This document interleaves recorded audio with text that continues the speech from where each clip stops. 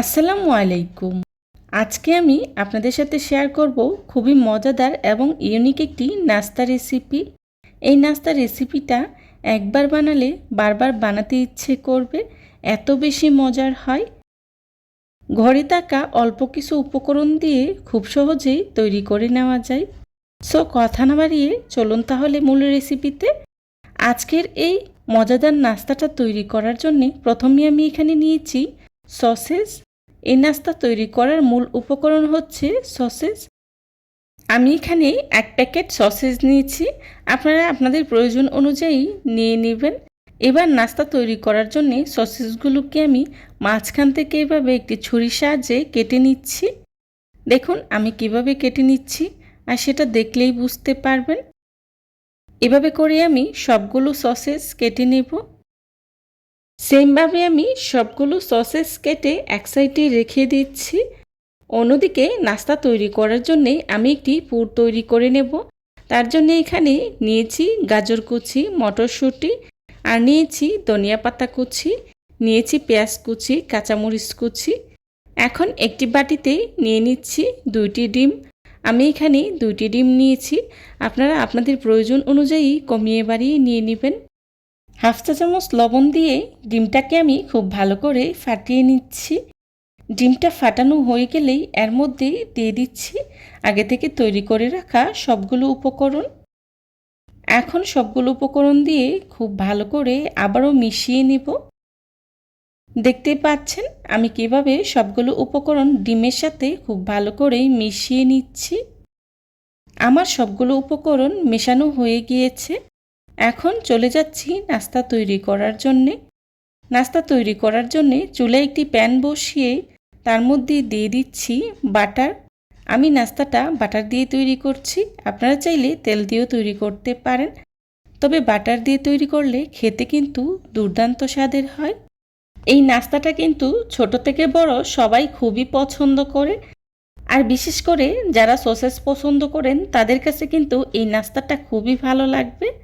দেখতেই পাচ্ছেন আমি কিভাবে নাস্তাটা তৈরি করে নিচ্ছি, আর সেটা কিন্তু দেখেই বুঝে নিতে হবে। আসলে এটা বলে দেওয়ার কিছু নাই, আপনারা একটু খেয়াল করলেই বুঝতে পারবেন আমি কিভাবে নাস্তাটা তৈরি করে নিচ্ছি। এই নাস্তাটা কিন্তু তৈরি করা খুবই সহজ, আর খেতে এতটাই মজার হয় যে বাসায় ট্রাই না করলে বুঝতেই পারবেন না। আপনারা চাইলে এই নাস্তাটা এভাবে বানিয়ে বাচ্চাদের টিফিনে কিংবা সকাল বিকালের নাস্তায়ও রাখতে পারেন। দেখতেই পাচ্ছেন এক্সট্রা যে ডিমের মিশ্রণটা বেরিয়ে আসছে সেটাকে আমি আবারও বাটিতে উঠিয়ে নিচ্ছি, মানে ডিমের মিশ্রণে উঠিয়ে নিচ্ছি। সেটাকে আমি আবার যখন নাস্তাটা তৈরি করব তখন ব্যবহার করব। এতে করে নাস্তাটা কিন্তু খেতে আরও অনেকটাই বেশি ভালো লাগবে। দেখতে পাচ্ছেন আমি আবারও নাস্তাটা তৈরি করে নিচ্ছি, আর এভাবে করে আমি সবগুলো নাস্তা তৈরি করে নেব। ভাজা ডিমটাকে যখন আপনি ডিমের মিশ্রণের সাথে মিশিয়ে আবারও নাস্তাটা তৈরি করে নেবেন তখন কিন্তু নাস্তাটা খেতে আরও অনেকটাই বেশি মজাদার হয়। দেখতেই পাচ্ছেন আমি কিভাবে নাস্তাটা তৈরি করে নিচ্ছি। এভাবে করে আপনারাও চাইলে আমার রেসিপিটা ফলো করে এই নাস্তাটা তৈরি করে নিতে পারেন। এই নাস্তাটা এতটাই বেশি মজার হয়, আপনি যদি কাউকে একবার বানিয়ে খাওয়ান তাহলে কিন্তু বারবার এই নাস্তা তৈরি করে দেওয়ার রিকোয়েস্ট আসবে, এতটাই বেশি মজাদার হয়। এই পর্যায়ে কিন্তু চুলার আঁচটা মিডিয়াম টু লো হিটে রেখেই নাস্তাটা তৈরি করে নিতে হবে। চুলার আঁচ বাড়িয়ে দেওয়া যাবে না, এতে করে নাস্তাটা পুড়ে যেতে পারে। নাস্তাটা যখন একটা পাশ হয়ে যাবে তখন উল্টে দিচ্ছি, আর এভাবে উল্টে পাল্টে নাস্তাটাকে আমি খুব ভালো করে ভেজে নেব। সসেজ দিয়েও যে এত মজার নাস্তা তৈরি করা যায় সেটা আমার আজকের এই রেসিপি না দেখলে বুঝতেই পারবেন না। আর এই নাস্তাটা খেতে এতটাই বেশি মজার হয় সেটা কিন্তু আপনাদেরকে বলে বোঝানো সম্ভব না, সেটা শুধু খেয়েই উপলব্ধি করতে হবে। আমার নাস্তাগুলো বেজে নেওয়া হয়ে গিয়েছে।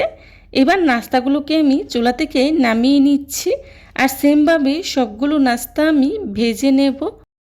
দেখতে পাচ্ছেন আমার নাস্তাগুলো দেখতে কতটা লোভনীয় হয়েছে, আর খেতেও কিন্তু খুবই মজার হয়েছিল। চেষ্টা করেছি খুবই সহজভাবে আজকের এই রেসিপিটি আপনাদের সাথে শেয়ার করার জন্যে। আশা করছি আমার আজকের এই রেসিপিটি আপনাদের কাছে খুবই ভালো লাগবে। যদি ভালো লেগে থাকে তাহলে অবশ্যই লাইক কমেন্ট শেয়ার করতে বলবেন না। আপনাদের একটি লাইক এবং একটি কমেন্টস আমাদেরকে নতুন নতুন কন্টেন্ট তৈরি করতে অনেক উৎসাহিত করে। যারা এতক্ষণ ধৈর্য সহকারে আমার ভিডিওটি দেখেছেন তাদেরকে জানাই অসংখ্য ধন্যবাদ।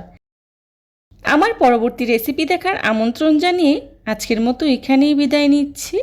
সবাই ভালো থাকবেন, সুস্থ থাকবেন। আল্লাহ হাফেজ। আসসালামু আলাইকুম।